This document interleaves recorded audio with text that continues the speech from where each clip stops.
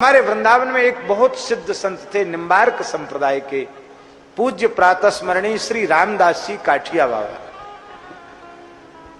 सिद्ध पुरुष थे, भगवत साक्षात्कार संपन्न महापुरुष थे, पुराने काठिया के संस्थापक।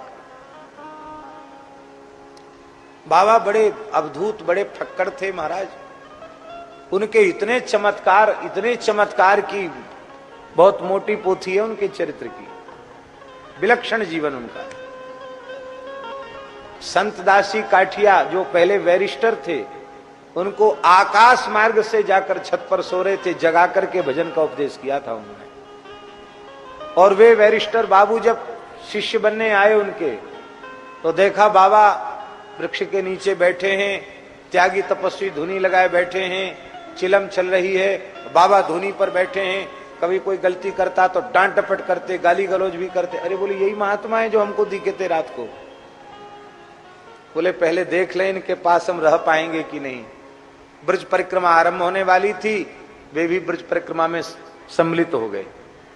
और उस समय बाबा की सेवा में एक उनके शिष्य रहते थे। उन शिष्य का नाम था गरीबदास। क्या नाम था? गरीबदास जी। गुरु जी की सेवा करते, और जो सेवा करता सबसे ज्यादा फटकारते गुरु जी उसी को। और अकेले में नहीं फटकारते, जब भगत जगत साधु संत ज्यादा हो तब उसको नीच, दुष्ट, बदमाश ऐसे करते। बहुत फटकारते थे उसको, हर बात पे बिना बात डांटते फटकारते। एक दिन ऐसी घटना घटी, अब कभी प्रहार भी कर देते। एक दिन ऐसी घटना घटी कि बाबा की रसोई गरीबदास ही बनाते थे, बड़ी पवित्रता से रसोई बनती थी। बाबा बड़े गोभक्त थे, उनकी अपनी गाय सदा उनकी जमात में साथ रहती थी, उसी गाय का दूध लेते थे। 84 परिक्रमा में भी गाय लेके चलते थे बाबा, कुंभ में भी गऊ लेके जाते थे बाबा। श्री रामदास जी काठिया बाबा ब्रज विदेही महंत थे। तो उनको जहां रसोई बनती थी बाबा की छत्ता के पास में, टाट से घेर दिया जाता था, गैया के गोबर से लीप दिया जाता था, और अपरस में गरीबदासी रसोई बनाते थे उनके ठाकुर जी के लिए। शालिग्राम जी थे, उनके लिए रसोई बनाते। और फिर उनको 24 घंटे में एक बार बाबा पाते थे, 2 बार 3 बार पाते नहीं थे। फिर बाबा जो पत्तल में छोड़ देते थे उसी को गरीबदासी पाते थे, अलग से कोई परोस करके लेते नहीं थे। तो बाबा ठहरे। कई बार बहुत इतना कम छोड़े कि उसका बेचारे का पेट ही नहीं भरे, वो अलग से लेते नहीं थे। एक दिन बाबा की रसोई बना रहे थे और परिक्रमा आई हुई एक बंगाल की स्त्री ने वो टाट को पकड़ के झांक के देख लिया कि यहाँ क्या हो रहा है। बस बाबा को गुस्सा आई, बाबा ने सब उजाड़ दिया, और महाराज चूल्हा उजाड़ दिया, अग्नि बुझा दी, और डंडा उसी अग्नि के लक्कड़ से गरीबदास को पीटने लगे। और पीटते पीटते महाराज बेचारा साधु बेहोश हो गया। ये मारे ही डालेंगे कि कैसे महात्मा है। खूब फटकारे, खूब पीटे। अब पीट के चले गए बाबा, बैठ गए सामने, कपड़ा डाल के अपने भजन करने लगे। डर के मारे कोई गया नहीं गरीबदास जी के पास। गरीबदास जी उठे, और उठ करके फिर सब बर्तन इकट्ठे किए, उनको अमनिया किया, फिर गोबर से लीपा, फिर चूल्हा चिताया, फिर टिक्कड़ बनाए, रसोई बनाई, और ठाकुर जी को भोग लगाया। 1-2 घंटा और लग गया। अब फिर भोग धरा करके गुरु जी के सामने रखा। रोज तो गुरु महाराज कुछ प्रसाद छोड़ देते थे, आज पत्तल में एक कण नहीं छोड़ा, सब पा गए। अब बोले और नहीं चेला से। रात्रि का समय आया, सत्य घटना सुना रहे हैं। रात्रि का समय आया, बाबा पौढ़े थे, और गरीबदास जी एक कटोरी में घी लेकर गुरुदेव के चरणों के तल में लगा रहे थे। उसी समय उनकी आंख से आंसू गिरा, बाबा के चरण पर गिर गया।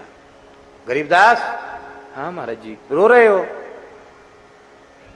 और जोर से रोने लगे। क्यों रोते हो, क्यों रो रहे हो? बोले गुरुदेव, आज आपको समय से प्रसाद नहीं पवा पाया, इस बात की इतनी पीड़ा है कि मेरे प्राण छूट जाए। वृद्ध शरीर है आपका, आपको समय से हम प्रसाद नहीं पवा पाए। ये नहीं कि आपने हमको मारा, मैं अपराधी हूं, चाहे जैसा अपराध बन जाए, आप अपने चरणों की सेवा से अलग मत करना। इतना सुनते ही श्री रामदास जी काठिया बाबा ने आओ गरीबदास छाती से लगाया, कहा आज तुमने सेवा से मुझे जीत लिया है, मेरा हृदय प्रसन्न हो गया है, बोलो क्या चाहिए, मैं समर्थ हूं देने में, बोलो क्या चाहिए। गरीबदास जी ने कहा श्री गुरुदेव के चरणों की सेवा मिली है, इससे भी बड़ी कोई उपलब्धि है क्या? हमें तो सब कुछ मिल गया, अब हमें कुछ नहीं चाहिए। नहीं, मैं प्रसन्न हूं, तुम्हें कुछ मांगना पड़ेगा।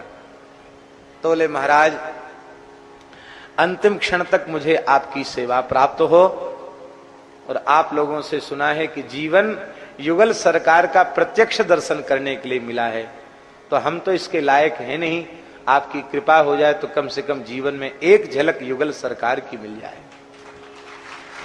बाबा बोले ऐसा ही होगा।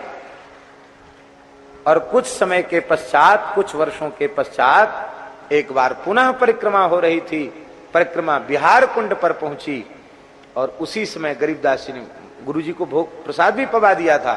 प्रसाद पवाने के बाद वो तनिक विश्राम में गए कि उनके शरीर में तेज बुखार हो गया। लोगों ने कहा महाराज गरीबदास के शरीर में बहुत तेज बुखार है। बाबा बोले अच्छा गरीबदास के जाने का समय हो गया। बाबा उठ के आए, देखा गरीबदास पड़े हैं, रोते हुए कहा गुरुजी हम उठ नहीं पा रहे हैं आपको प्रणाम करने, आप अपना चरण हमको प्रदान कीजिए। बाबा ने अपना दाहिना चरण उठाया, गरीबदास के मस्तक पर रख दिया। और कोई इच्छा? आपका चरणामृत मिल जाए। गुरुजी का चरणामृत मिला है। बाबा बैठ गए, सिर पे हाथ धरे हैं, बेटा कष्ट तो नहीं है? गरीबदास के नेत्रों से आंसू बह रहे थे। गुरुदेव साक्षात श्री ललिता विशाखा के मध्य युगल सरकार सामने खड़े हैं, इधर ललिता जी हैं, उधर विशाखा जी हैं, और निकुंज गमन के लिए कह रहे हैं आप आज्ञा दीजिए। जाओ बेटा जाओ।